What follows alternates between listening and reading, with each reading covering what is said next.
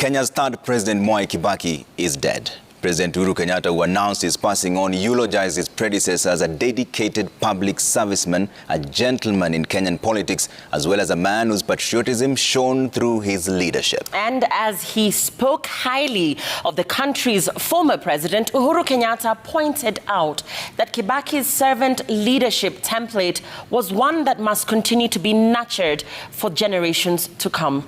Raquel Mwigai reports.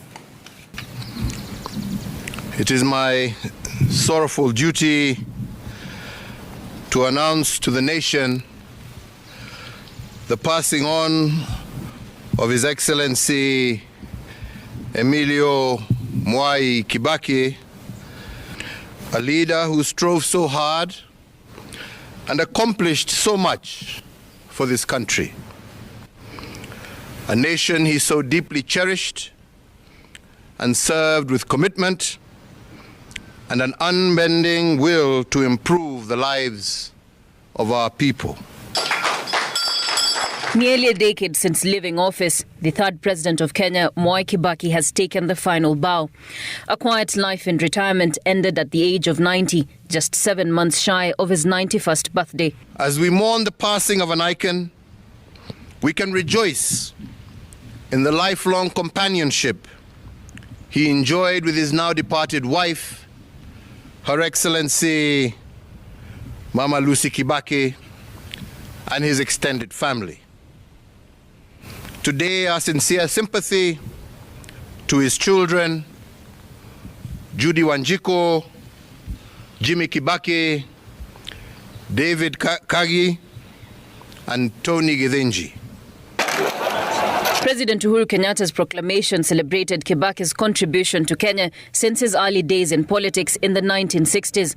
As a university lecturer, a legislator, member of parliament for 5 decades, a cabinet minister, vice president, official leader of the opposition, and finally as the third president of the Republic of Kenya, Emilio Mwai Kibaki was a quintessential patriot whose legacy of civic responsibility will continue to inspire generations of Kenyans. Uhuru described his predecessor's achievement in reigniting the country's economy through sound and disciplined fiscal and monetary policies. The late former president's administration conceptualized and spearheaded transformation in crucial sectors such as education, through the globally lauded free primary education program, infrastructure developments in transport and energy, and increasing the availability and access to health care for his fellow Kenyans. Nataka nione tu tukiinua mkono kusema tunataka katiba hii sasa. The role played by former President Mwai Kibaki in the promulgation of the 2010 Constitution also featuring in Uhuru's speech. The late former president's central role in shepherding Kenya into a new constitutional dispensation at the culmination of a decade-long quest is a towering legacy that immortalizes President Kibaki. We can take comfort in the inspiring legacy of ideals and examples of devotion to his country, which he bequeathed to us all, more so with our new constitutional dispensation. And the former president will be accorded a state funeral with full military honors. That the flag of the Republic of Kenya shall be flown at half-mast at State House and all Kenyan diplomatic missions, public buildings, public grounds, all military bases, posts, and stations, on all naval vessels of the Republic of Kenya, and elsewhere throughout the entire territory of the Republic of Kenya from today until sunset on the day of his interment.